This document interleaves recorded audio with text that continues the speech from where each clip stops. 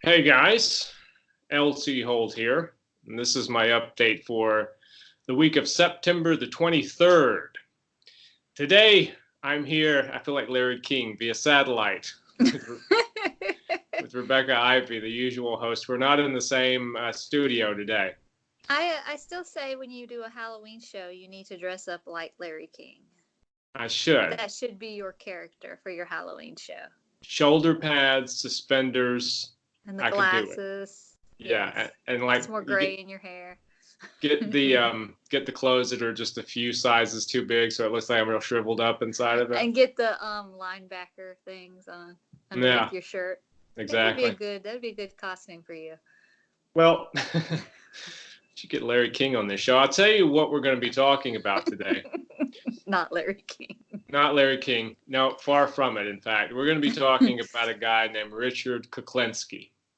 Now, Richard Kuklinski, better known as the Iceman, we'll get into why, or rather how that nickname came about here shortly. But first, as we usually do on these true crime shows, we're going to go in and we're going to start at the beginning and work our way to the inevitable conclusion. So, Through the gruesome end. yeah, and I'll tell you, this is some gruesome shit. Richard Leonard Kuklinski was born April the 11th, 1935, in Jersey City. That's in New Jersey. He had a real abusive dad. He was a Polish immigrant. His father. His name was Stanislaw, but he Americanized his name into Stanley when he moved to America. Now Stanley was quite an abusive guy, exceptionally so. I don't think anybody had many good things to say about Stanley, including his own children. He married a woman who worked in a meat packing factory named Anna McNally. Skills that will later pay off, I'm sure. Yeah, that'll Meat come in packing. handy. Big time. Big time. They had some kids. Richard was one of four children. He had three siblings. Florian was a boy, actually, Florian. He was born in 1933, but he died at the age of 8. Do you want to know how he died, Rebecca? You probably could guess. Murked. He was murked. Murdered. He was murked by Stanley. Yeah, he died subsequent to a beating that his father gave him when he was 8 years old. And Stanley jumped out of the family and went off on the run after that. Though I don't think he was heavily pursued. So that was, an older brother. And then there was Richard. And then after Richard, there was a sister named Roberta who was born in 1942. And then she seems to be the one who made it out okay, because the next kid, Joseph, 1944, he had a lot of trouble with the law, and he was a pretty awful guy. Joseph, the youngest Kuklinski, raped a 12-year-old girl in 1970, and then threw her and her pet dog off the roof of a 5-story building to get rid of the evidence. It actually didn't get rid of the evidence. It just created more evidence. Yes. A murdered 12-year-old girl. And this was in New York. And dog. So Joseph was put away at that point. And a lot of people thought, well, the bad Kuklinski is in prison. Ironically enough, later, Richard would spend time in the exact same correctional institution as his brother. He did not care for his brother, Richard. He said in an interview one time that that Richard would sometimes see his brother Joseph passing, and the most he would do is nod to him. Like he didn't have great affection for his younger brother. But Richard seemed not to have great affection for many people except for a few, and then that's even questionable. And I'll explain why here shortly, Beck. But I should also probably say that Stanley, the father, you look like you're about to say something. What are you thinking? No. It's just long, twisted tale. It's like even the criminals have an ethics code, And I know, right? It's like, yeah, I know I'm a hitman, but man, I can't stand you. You're a turd. Right, you raped someone and threw her off a roof. But it is true that Richard seemed to have a strange sense of morality, a very skewed sense of morality. It came from Stanley, clearly. But also, I should say that Anna, his mother, was not a completely nice person either, because she used to beat him relentlessly. And she actually tried to stab Stanley one time with a kitchen knife, but failed. And then I think Stanley beat her nearly to death for that. So this is the kind of stuff Richard grew up seeing. And I'm not trying to suggest that, obviously, many people see horrible violence in their homes and they don't become someone like Richard Kuklinski. But I think it might help if you're already perhaps genetically predisposed to violence. And other psychiatrists who talked to Kuklinski, which there weren't many, kind of agreed that this was a perfect storm. You know. Now, he was raised Catholic, Richard, but he didn't have any great religious beliefs later in life. And I don't know if you ever did, though he was an altar boy. That doesn't say much, because a lot of young Catholic guys are altar boys. I mean, you know, you kind of have to be, right? He later abandoned, you know, that faith. Now, the mood turned ugly, Rebecca, really ugly for Richard in 1949. He was about 13, 14 years old. And you were a real skinny kid. You know, he would later grow to be 6'5", almost 6'6", and 300 pounds. Huge guy. But when he was 13 or 14, he was still pretty frail and was subjected to a lot of bullying by classmates. And there was one in particular who seemed to really pick on Richard physically and verbally a lot. Well, Richard put up with it for a while, and then one day on the street, this kid said something to him. And so Richard went up to his parents' apartment and got a curtain rod out of the closet and came back down and walked up to this boy and just started beating him with it. And he beat him to death with a curtain rod. So Richard committed his first murder when he was 13 or 14 years old. And he ran back up to his parents' apartment, and the body was there in the courtyard right outside his window. And he said, you know, he said later that he was racked with guilt over it. He was crying. He thought that the police were going to come and get him. And then he said the night came and went. And the next day he looked outside, and the chalk line was still there in the courtyard. And that day came and went. I mean, wait a minute. No one saw him just beat the crap out of someone with a... Apparently no one saw him do it. They just found the body. And long story short, no one ever came. So Richard got away with... So the moral of the story is never bully anyone, because you don't know who you're bullying. That's right. Even if you grew up with them. And apparently... Be very nice to people. And apparently Richard said that that's when he learned that just because you did something bad didn't mean there were repercussions for it. And he also learned that if someone's going to hurt you, you better be prepared to hurt them back worse. And that became his sort of philosophy in life. And so it was also the last murder that he had any sort of feeling for in terms of remorse. After that, all the rest of them were, I think, pretty easy. Now, Richard exhibited some classic serial killer type behavior. He tortured animals when he was a kid. He told stories of tying cats' tails together and throwing them over clotheslines, and letting the cats tear each other apart. He took another cat and he threw it in the furnace downstairs of his apartment building and just watched it burn up. And he said he imagined it was his father the whole time. So, you know, Richie is having some problems. It's what he would later call in his life bad Richie, because he would sometimes refer to himself as good Richie and bad Richie. But we'll get more into good and bad Richie here shortly. As he grew into a teenager, he also grew upward, became, still pretty skinny if you see old pictures of him, like, say, from the 50s or 60s, but he was very tall and kind of imposing. And he used that size, his growing size, as his advantage, because he became a pool shark. And he was known for his temper. I mean, you had to be careful what you said, because any slight, imagined or otherwise, he had no problem breaking a pool cue. Oh, okay. He moved up in the world. Yeah, he moved up to pool cues, because when you're a pool shark, they're more handy. Yeah.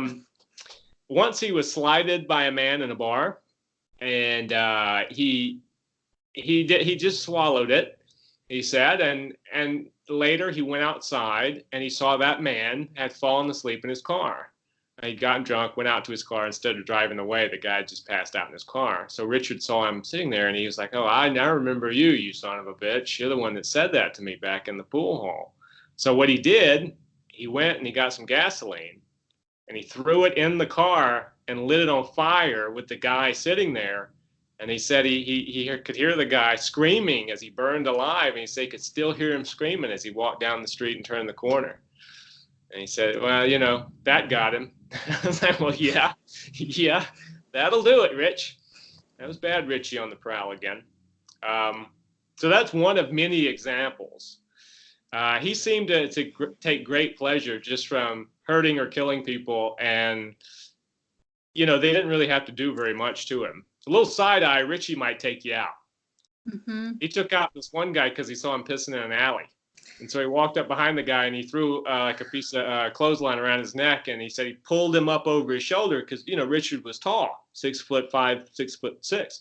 So he said he was the tree, and he pulled the guy up and hanged him over his own shoulder. And when the guy stopped struggling, let him go. He said he enjoyed the sensation of feeling the guy thrash around and knowing that when he stopped moving, it was because, he had killed him. He was the executioner. That's just delightful. So you want to go ahead and talk about some more Star Wars? I'm just kidding. He said he became fascinated with the hunt, and with trying to figure out ways of killing people, he found it to be a challenge. He thought he was always challenged to see if he could figure out some new and efficient way of killing people. And he said that the odds being against him, in terms of being caught or whatever, that just juiced him. It got him excited, though he didn't have any sort of reaction from the murders themselves. In fact, he said that he had no adrenaline rush from ever killing anybody. It was just, he just did it. There was nothing to that. He said the only thing he ever got an adrenaline rush from was sex, which may be why he got into distributing porn. That moves us quite nicely on into the next section of the story. He married a lady at one point that was like 9 years older than him. Her name was Linda. Uh-huh. And Richard had 2 children with her, Richard Jr. and David, 2 sons. He would later have a couple girls, but not with Linda. He didn't stay with Linda too long. What happened to her at the divorce? She survived. Okay. She survived. I think he met her. I think after he was married to her, he got a job in this warehouse. And working in this warehouse as a secretary was a lady named Barbara. And he started to have an affair with Barbara. I think that's what ended it with it ended his marriage with Linda. Okay. Because he divorced Linda and he married Barbara, despite the 2 children. Now, Barbara says that he was a great guy, always giving her flowers, did all the right thing. She said that he seemed to be the happiest when they were together. Now, the thing about Barbara, though, is she tells some odd, contradicting stories. Now, Barbara married Richard, and they stayed married for the rest of his life. So she was around for a long time. They had 3 children together. They had a son named Dwayne, and they had 2 older girls. Dwayne was the youngest. They had a girl named Merrick and another girl named Kristen.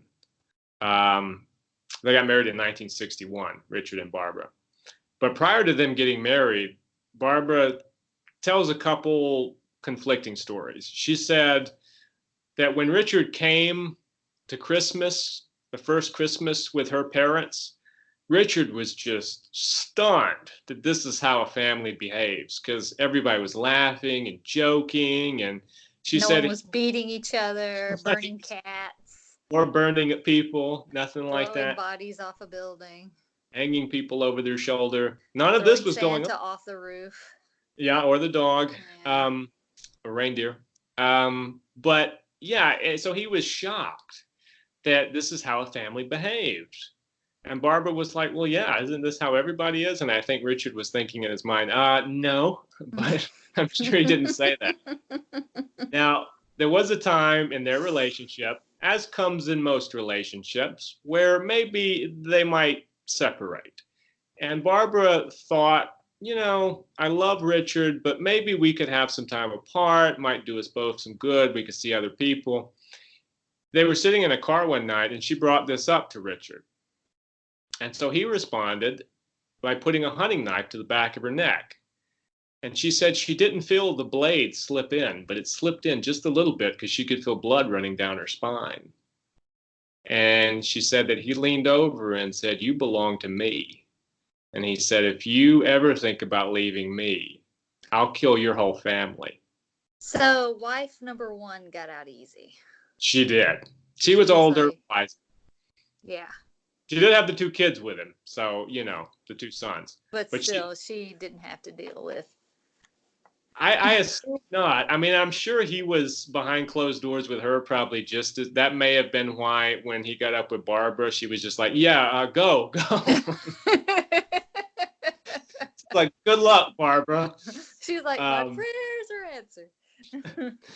So, as any lady would after a man put the tip of a hunting knife into the back of her neck, she married him in 1961. I think I would have moved to Canada and changed my name, but that's just me. Well, yeah, I think I would have to agree with you.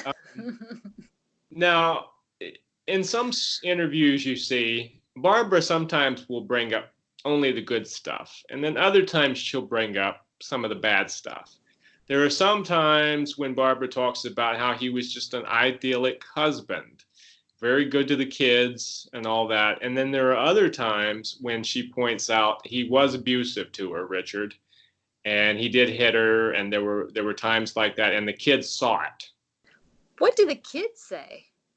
Well, the oldest daughter, well, they don't really talk about this too much, but Richard himself said that Merrick, his oldest daughter, didn't want to have anything to do with him past a certain point. And I can probably tell you partly why that is. This might be a slight, this goes beyond seeing her mother get beat up by her father. Merrick said that one time she came home late, and her father, Richard's punishment for her being late was to kill her dog in front of her. So having to be subjected to this sort of stuff, Merrick, I think she kind of had an idea of who her father was. Yeah. Barbara seems in denial about a lot of things, because she used to talk about, when he needed to go somewhere in the middle of the night, you didn't ask questions. You never said, why are you putting on your shoes at 2:00 in the morning? You just said, have a good night, and let him walk out. She said she knew it wasn't a womanizing type thing. He wasn't a womanizer, but which is kind of interesting about Richard, because he didn't drink, he didn't do drugs, he didn't gamble, he didn't womanize, but he did a lot of other stuff. Yeah. But she said you just didn't say anything like that, and you just let him go. And the people in the neighborhood thought Richard was a good businessman, just he provided for his family. They had a nice house, they had nice cars, the kids never wanted for anything. Seemed like just a nice family in New Jersey. But more was going on there. Actually, Dumont, New Jersey is where they lived. It was a don't ask, don't tell kind of relationship amongst the family and the neighbors. But more was going on than met the eye, because we have to back up just a little bit. Before Richard had this veneer of being a professional businessman, he was actually running pirated pornography out of a film lab where he'd gotten a job. And he was making some good money. At this point, he was not killing people for money. He was doing this pornography deal. and making some dough, but he was doing it under the nose of the Gambino crime family in New York. And they didn't like how much money Richard was making. And they started to get this idea of, well, why is this guy kind of cutting in on our stuff here? We need to get a little slice of that. And the Gambinos had a guy named Roy DeMeo who ran a little bar called the Gemini Lounge. And Roy DeMeo was an enforcer, and he also knew how to get rid of people. The top Except floor, for this guy. yeah, the top floor of the Gemini Lounge was known as a factory of death. If you went to the Gemini Lounge, you had better be sure that nobody in the Gambino crime family had anything against you, because the chances of you leaving were very slim. Because Roy DeMeo and his crew ran out of this Gemini Lounge, and they would just kill people, take them apart, get rid of them. You would go in the door, you'd never come back out again. And they did it like it was a factory job. You know, get the chainsaw, Frankie. Okay, sort of thing, you know. Well, Roy was sent to settle up a debt that Kuklinski had with some mob-affiliated people. And he brought some guys with him because Roy DeMeo was not a huge guy. I mean, you know, he was broad, but he wasn't big, tall guy. But he had a great crew of really roughneck kind of guys, and they worked over Kuklinski. And according to DeMeo, Kuklinski took his beating like a man because he said he knew he deserved it. Now, that impressed DeMeo. And I think DeMeo saw a little something in Kuklinski that he liked in terms of maybe the emptiness in Kuklinski's eyes. Because if you've ever seen interviews with Kuklinski, you look at him and you know that this guy is different than other guys. I mean, there's just an emptiness there, you know.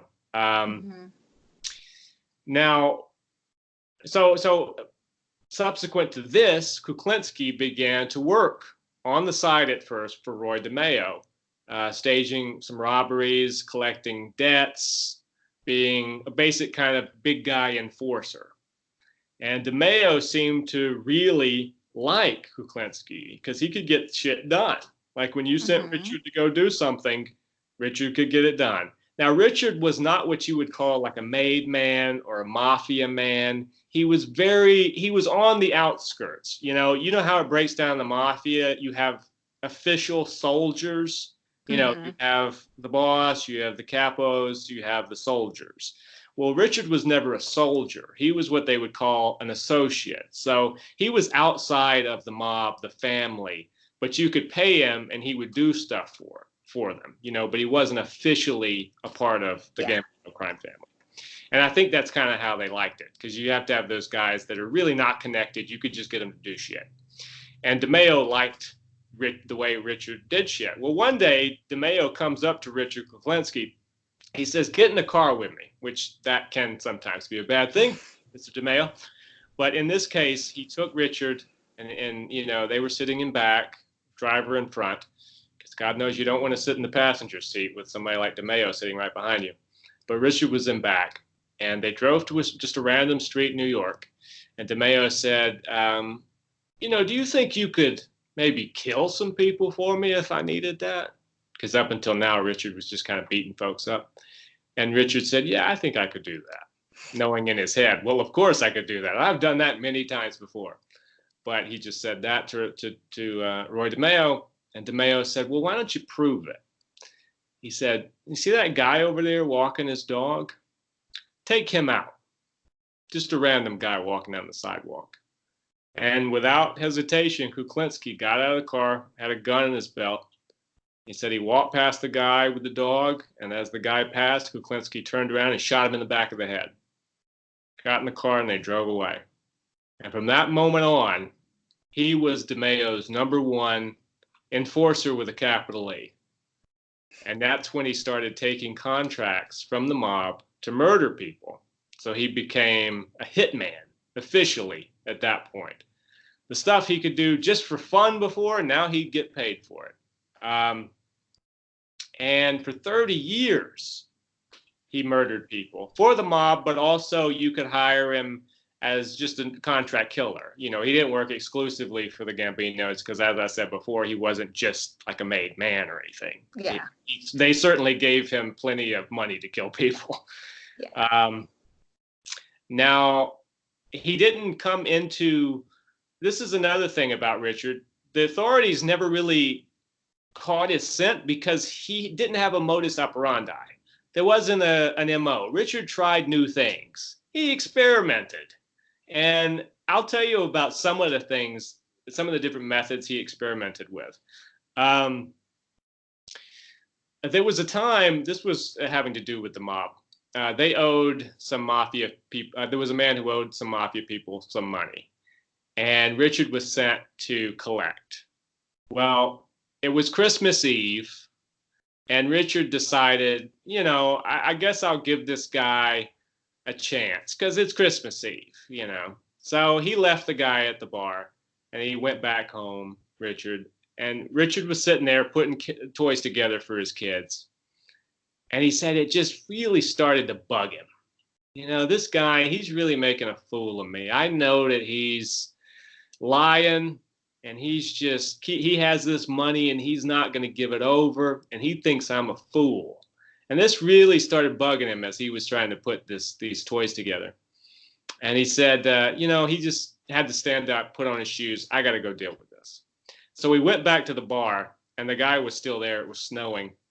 And he said he looked over, the guy's car was there with the headlights on. So Richard walked over, knocked on the window and said, hey. And the guy said, well, hey, Richard, what are you doing back here? So Richard climbed into the car with him and he said, they were in the closed off car. And he said he pulled out a gun, put it to the guy's temple and blew his brains out. But being in a car, the flash blinded him. You know, it was dark and the noise deafened him. And he said for a second, he started to panic because he realized he was completely disoriented in this car and he had this man whose brains are on the window. So what am I going to do? So he managed to get himself together and he got up out of the car and he got out of there and he drove back to his house and started putting toys back together for the kids. And the guy, I remember the guy who was interviewing him about this said, well, how did that make you feel, Richard? And Richard said, well, I was irritated because I couldn't get the damn wagon together. Like this was the idea. This was Richard's mindset, you know. He didn't care anything about that guy. That guy was just some guy who was trying to make a fool of him, like I'm sure his father did and like all those people in the pool halls did. And he just took him out, you know. There was another time he drove up behind a guy sitting at a stoplight. And the guy was smoking a cigar. Richard goes, and Richard's on a motorcycle. He goes, hey, is that a Cuban? And the guy looks over at him and says, hey, pal, fuck you, huh? So Richard pulls out a sawed-off shotgun and said he just took the guy's head apart. And the light turned green. He just drove off on the motorcycle. The psychiatrist one time said, well, you know, didn't that give you a reaction? Like if a normal person sees someone's head literally explode and vaporize, that would cause them to, you know, have a physical guttural reaction. And Richard was like, well, it's a good thing I don't have those because I'd have had a real problem throwing up on that motorcycle. But to him, he just, you know, drove off. It was nothing. It was just another job, you know. I'll tell you though, Rebecca, the things that get me is sometimes what he would do to experiment with methods. Like there was this one time he said he pulled off to the sidewalk and again, it was just some random guy walking down the street. He rolled down the window and he waved this random dude over to ask him for directions, he said. And the guy leaned in the window. Well, Richard had a little handheld crossbow. And he shot the guy in the head because he said he wanted to experiment to see if this would work. So he just picked some random dude, asked him for directions, and shot him. And, you know, the interviewer he was talking to said, well, what did that make you feel like? Just some random man. Didn't that bother you? And he was like, no, I just was more shocked that the arrow went all the way in his head. And so this is how he viewed things. Now, what do you think about that? I mean, we'll go into some more things that happen here later that are important to the end of the story, but can you imagine the psychology of this kind of thing? No, I can't. That's just, I mean, it's not even, what you said earlier, like a twisted sense of justice with the person peeing in the alley, but that's just, someone minding their own business. And not even a job. Experiment on your job. Right. Well, I'm not saying it's a good thing, but right. Experiment on people you're being hired to kill, right? Yes. Not just random people for fun. Yeah. And I'll go into some of the gruesome things that Richard experimented with, but we were talking before about the difference between the serial killer and the hitman. Mm-hmm. And that is an interesting distinction, because a lot of people, psychiatrists and stuff, have tried to think about Richard Kuklinski in that way, because he was a hitman, a contract killer, but he killed a lot of people before he became a hitman. Yeah, I mean, he said over 100 people before. I mean, to me, that's a serial killer. Just because you've got a paid profession and it makes you a career man does not mean that you're not a serial killer. Yeah, because he just seemed to be a serial killer who found people who would pay him. Yes. If he killed 100 people before he took his first contract, then he would be he's a serial killer. So I think just because he took his first contract and took many, many others after, that doesn't negate the fact that he said himself 100 people before he ever became a hitman. He said over 200 people he murdered in his life, which part of me goes, is that even possible? But then I think with the mafia, it certainly would be possible. But is 100 before the mafia possible? That's a lot of people. I mean, you think of somebody like Son of Sam, he killed, 5 people and then got caught in New York, Yeah, I mean, he did get started pretty early. He did? Still. I wonder if he was counting the cats. Surely not. I don't know. No. But anyway, he had these things where he would, there was another thing he would do. This is a lovely story. Ready for another lovely story? He used to take He used to take people up for rides in Pennsylvania, because he had a lovely little spot with a cave. Oh, well, that's it's like a little great dumping ground. Well, picnic. And he would take them up there. Sometimes they were tied up and with bags over their heads, and sometimes they were taped. But he would take them out of his car into this little cave for a picnic, only not for himself and them, because in the cave there were rats. And he had a Super 8 camera. And Richard would set up the Super 8 camera and start recording these people. He would leave them there. But he said the rats, after a while, would start getting curious. And then they'd come over and they'd take a little nibble. And then they'd come over and they'd start taking bites.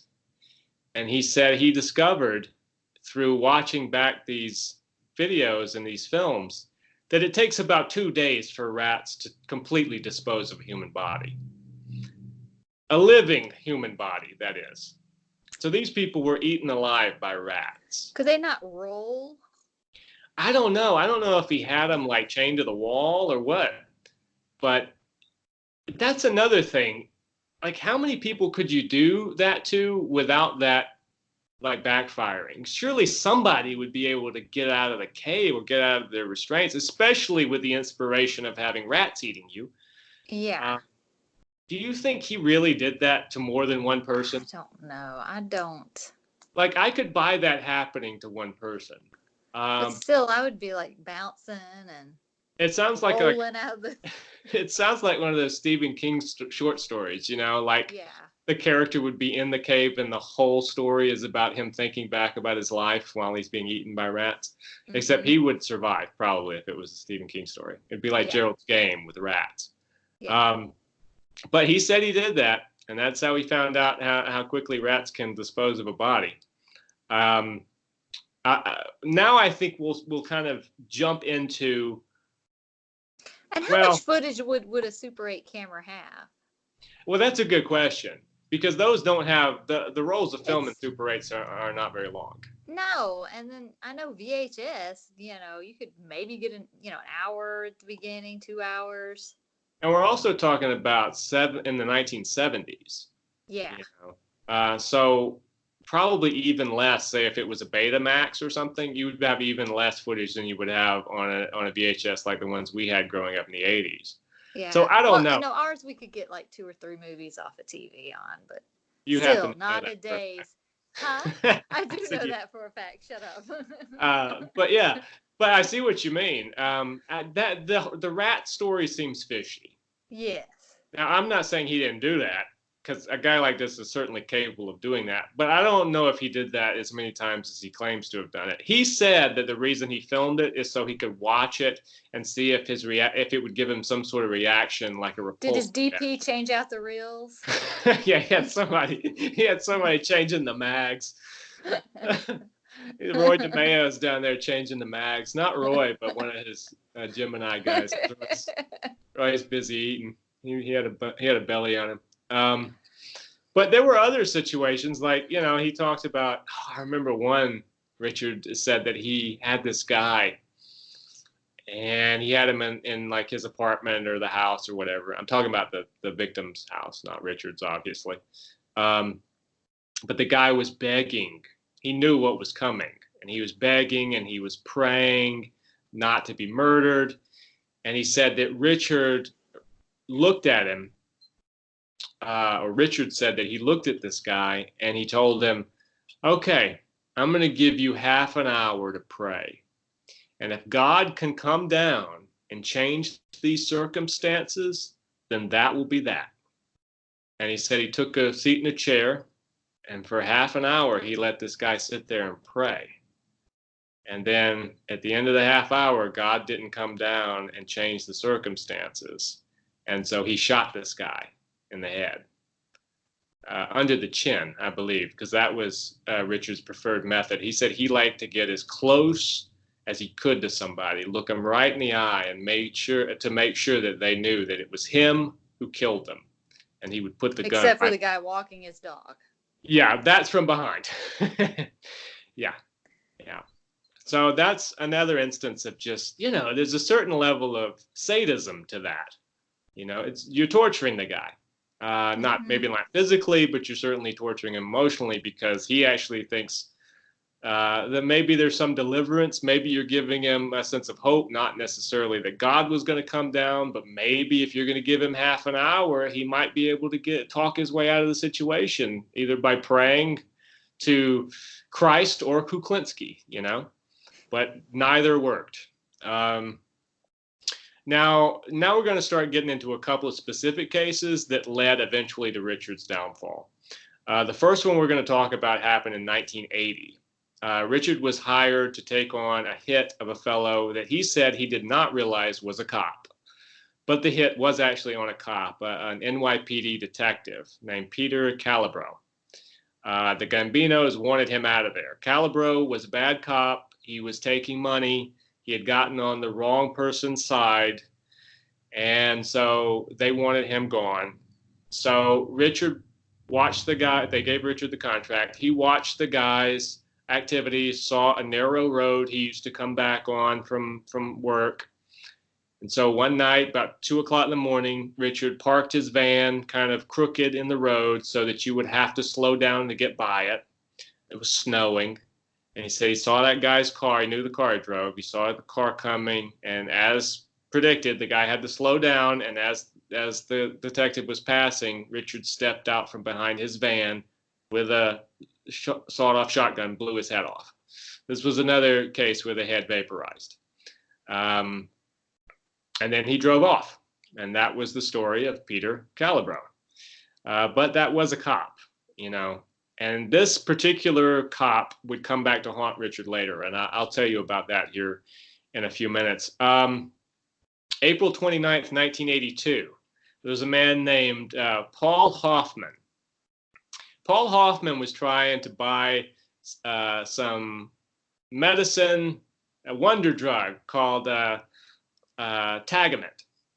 At that time, they thought it was like a cure-all for peptic ulcers. Well, he was going to try and buy this in bulk to make a quick profit and resell. And Richard had been hired to kill him. So Richard had this whole little ruse planned where he rented a warehouse. And he told the guy, I have a massive supply of Tagamet. Come here with $25,000 and I'll sell it to you. So Paul Hoffman comes to the warehouse. He says, where's the merchandise? Richard says, there is no merchandise, puts the gun under his chin, pulls the trigger. Well, it didn't kill Paul Hoffman. Richard tried to shoot him again. The gun jammed. So he had to resort to a tire iron. And that's how he killed Paul Hoffman. Now, that wasn't the end of that story, because there was a luncheonette Richard liked to eat at every morning. So he put Paul Hoffman in a 50-gallon metal drum, sealed it up, and put it against the side wall of this luncheonette in Hackensack, New Jersey, where Miss Tessmacher lives and her parents. And Richard would go in there and eat breakfast every morning, and he saw that the drum was there. And occasionally he would, listen to conversations. He said one day, weeks later, he came and the drum was gone. And he listened in the restaurant when he ate breakfast, and he wanted to hear like maybe someone gossiping about, oh my God, they found a body in that drum.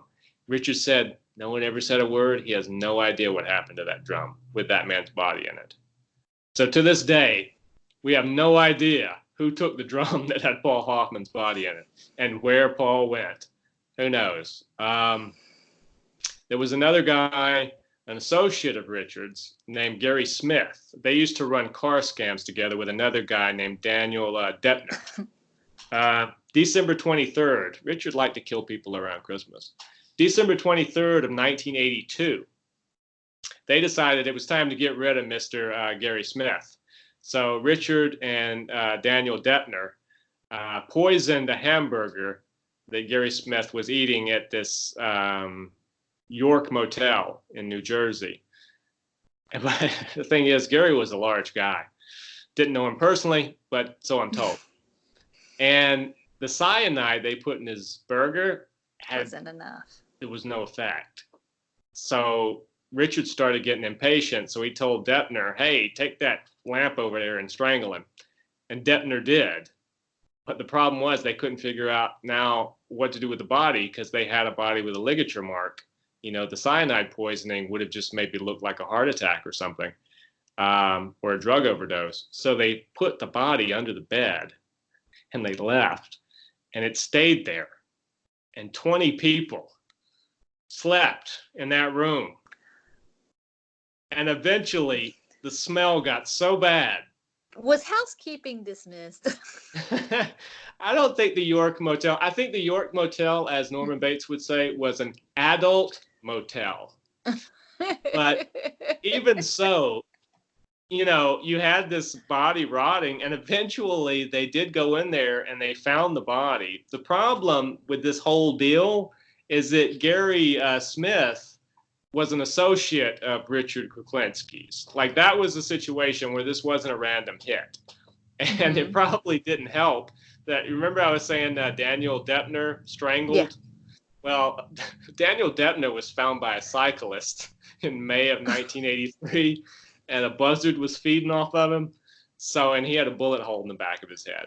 So, there you got two down. And it didn't end there. Because remember I was telling you about the cyanide in the hamburger? Mm-hmm.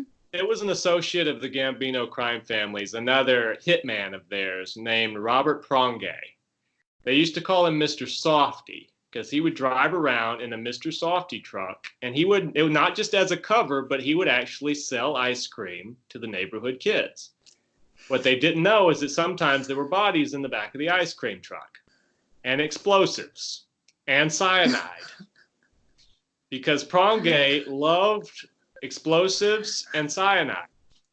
And he taught Richard, he taught Richard Kuklinski that if you really want to kill someone without the mess of a bullet, what you use is cyanide. And if you do want to get messy, here's some of these handheld grenades. But well, Prongay was murdered too. He was found in that Mr. Softy ice cream truck, and I'm sure Richard Kuklinski had nothing to do with that. I'm sure. But he did appreciate the tutelage because it was the dairy company, all that dairy. Right. Yeah. He appreciated that tutelage because Richard came to really love cyanide. He did all kinds of creative stuff with it. One time he was hired to kill a guy. He followed him to a nightclub. Richard said, how could I kill someone in a bustling nightclub? He said, well, I'm a 6'5" guy, 300 pounds. If I'm over here dancing, then people will notice me. But he said he looked around and he saw some people dancing, like men dancing with each other. And he said nobody was paying them any attention. So he found the most flamboyant costume he could find, high platform shoes, and just started to dance around like he was, gay with his buddies, out with his pals. And he said, if a dancer was to bump into another dancer, hey, he's just some drunk guy. Nobody's going to pay attention to him. Well, he used this to slip this target a hypodermic needle full of cyanide. And he said, suddenly, right there on the dance floor, this guy fell over from a quote unquote heart attack because cyanide leaves the system very quickly. That's why Prongay liked it so much, and it's why Richard came to like it so much, because it just looked like you had a heart attack. Richard experimented with this too. He used to take cyanide, put it in an aerosol bottle with water, dilute it with a little bit of water, and he wanted to see if it would work in that form. So he walked past a guy on the street and gave him and said he had a handkerchief in his hand and that little spritzer bottle, and he said he went, achoo! And it looked like he sneezed on the guy. And he said, oh, excuse me. And the guy cursed at him. And then down the street, the guy fell over from a heart attack. Heart attack in a spritzer bottle.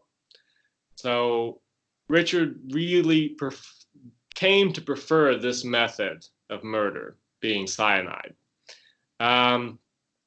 Before we get to the end of Richard's illustrious career, I think it's worth noting that in January of 1983, the head of the Gambino crime family was a man named Paul Castellano. And he was known as being kind of the businessman gangster. He ran a lot of chicken factories and he sold a lot of concrete. And he wanted to look legitimate. He was big into looking like a legitimate businessman. All that concrete. All that concrete. And so he started to, but he was also kind of paranoid, Castellano. And it's ultimately with good reason. We might do a show about why he should have been paranoid. But he decided that Roy DeMeo was too much of a liability. The FBI is starting to figure out that people are walking into the Gemini Lounge and not coming out. So at first he tried to get one of his street thugs, a guy named John Gotti, you may have heard of him, to murder Roy DeMeo. Gotti politely refused. Somehow he got out of that. It's amazing that he did, because Castellano didn't like Gotti. And if we ever do that show about why Castellano should have been paranoid, we'll get into why he didn't like Gotti and why he probably shouldn't have.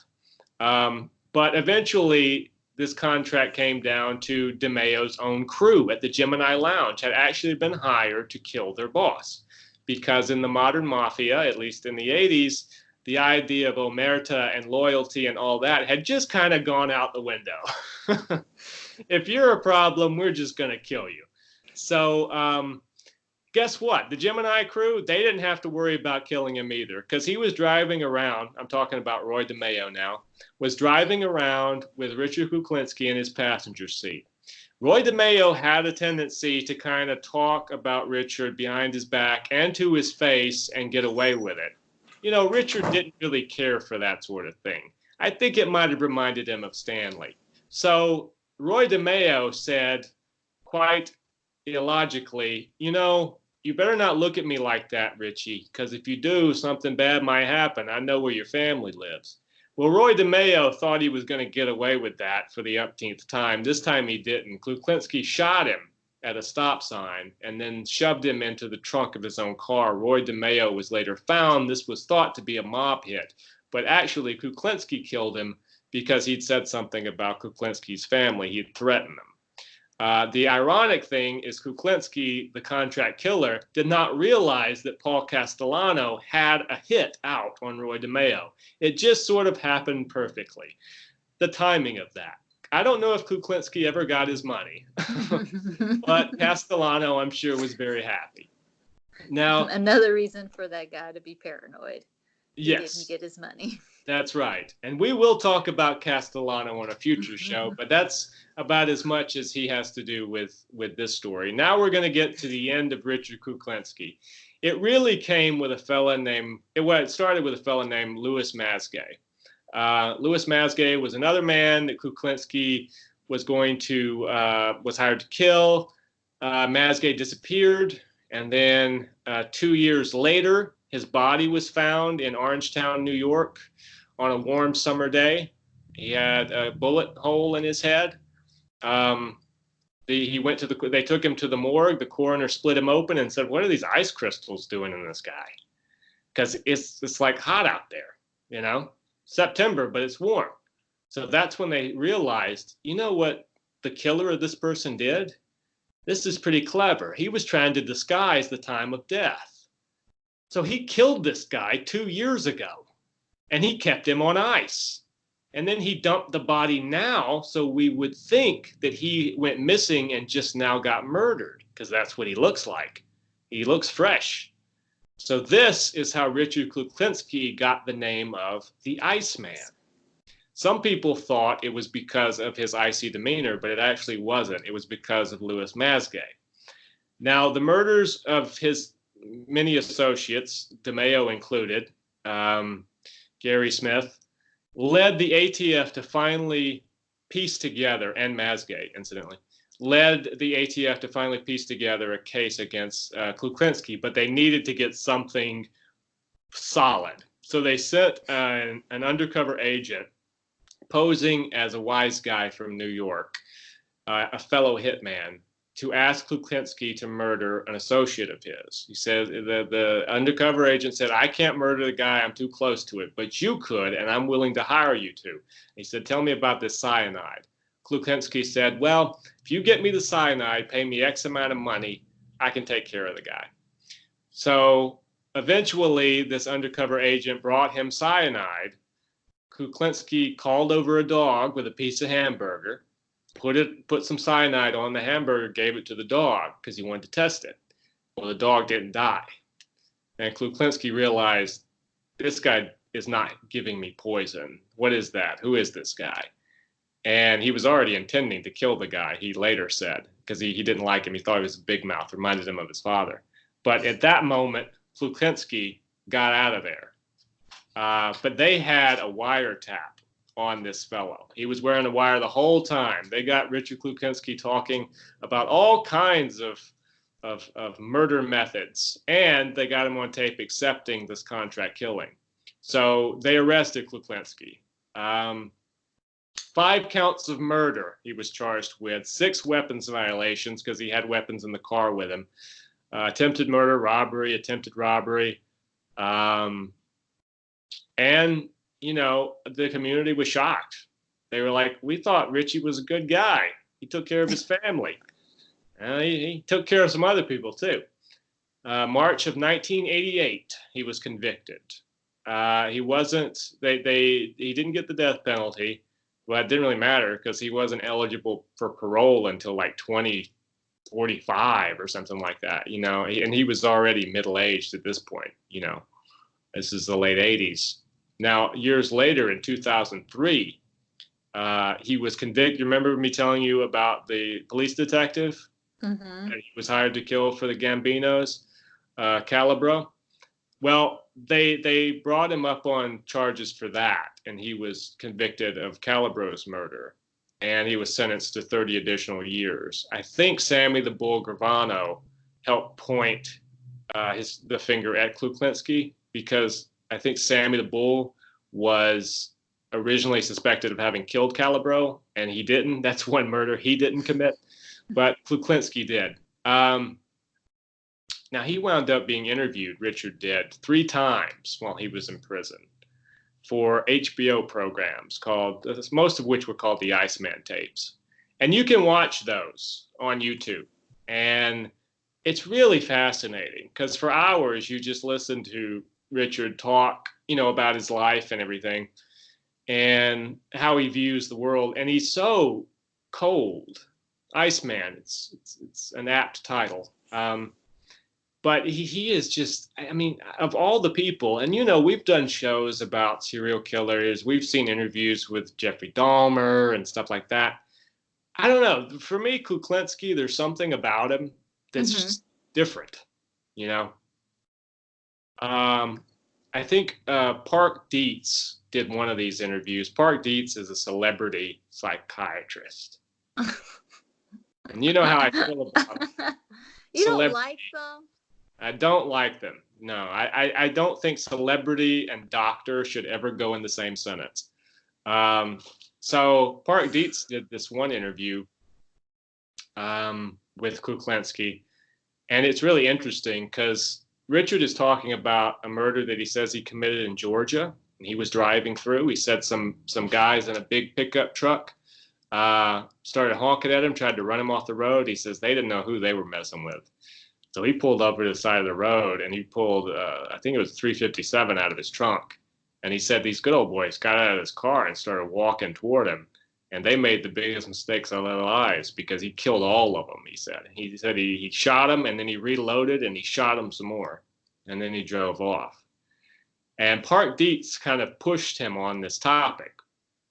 Well, Richard, there's a really interesting moment in that interview because you can just see a change in Richard. Like he flushes and he gets real still and he just sort of locks his eyes on this guy. And Park is like, that made you angry, didn't it? And Kuklinski's like, yeah, it did. And he was like, did you feel like that I was criticizing you? Is that why? And, Kuklinski said, well, that might have been it. He said, but I'm really annoyed with you right now. And you just kind of get an idea of how quickly this guy can switch from a seemingly normal conversation, even though I don't know such a thing exists with Kuklinski, to just a flash of homicidal rage, Yeah. And he could have killed Park Dietz right then, and maybe that would have been a good thing. Just kidding. Just kidding. Don't get serious, guys. Celebrity psychiatrist. He turned down interviews with Oprah and Geraldo. I'd love to have seen the Geraldo one. Because, Geraldo would have turned that chair around backwards and rolled up his sleeves and gotten down there. Okay, man. So, man, what's going on, man? I don't think he would have survived. You know how Geraldo is just a couple of boys talking. I got my chair around backwards. I'm tough. I think Kuklinski would have probably snapped him in two. And then him in the vault. Regelled his hair. But Kuklinski, he had after 18 years in prison, 2005, Kuklinski died. He had Kawasaki's disease, which is an inflammation of the blood vessels, and it causes heart complications. His wife, Barbara, who he remained married to the end, or I should say she remained married to him, had signed a do not resuscitate order. So when he died of heart failure subsequent to Kawasaki's disease, that was it. Yeah. So, that was the end of Richard Kuklinski. It is an interesting story. It is, like I said before, I think it is a story of a perfect storm of a guy who would have been homicidally insane to begin with, being raised by horrible parents, finding himself in a position where he could actually make money doing what he did for fun anyway. What happened to all of his children? I mean, I know I always ask that question, but the first marriage, kids, and the second marriage, are they witness protection? The really mysterious one is the first marriage. I don't know what happened to Robert Jr. and David. Those are the ones you never hear. Changed their names and. I would think, yeah. I mean, Kuklinski is a pretty distinctive name. The daughters from the second, I'm sure, have gotten married, and like I said, Merrick had nothing to do with her father, had no interest in knowing him, and I think for good reason. Who knows about Kristen? The kids don't really talk. Yeah. The Well, wife, yeah. yeah, I mean, the wife, Barbara, there are many interviews with her because people want to know what it was like living with the Iceman as, your husband. But yeah, but I don't know. To answer Well, your that's what question, I was asking. You said that the wife did interviews, and I'm thinking, yeah, what about those kids? yeah, I don't think they were interested. It's rough. The only real kids I can think of who had talked about their crazy parents were really the BTK. His daughter came out Mm-hmm. and talked, but it's pretty unusual for that to happen, generally speaking. But yeah, so that's the story of Richard. I hope you all enjoyed it. Rebecca, I hope you enjoyed taking a walk down this gruesome road with me. Oh, it's just a lot of joy. And next week, I do believe we're going to be live again and not separated by time and distance. Yeah. So I hope you all join us next time. I appreciate you joining us this time. And until we talk again, take care of yourselves.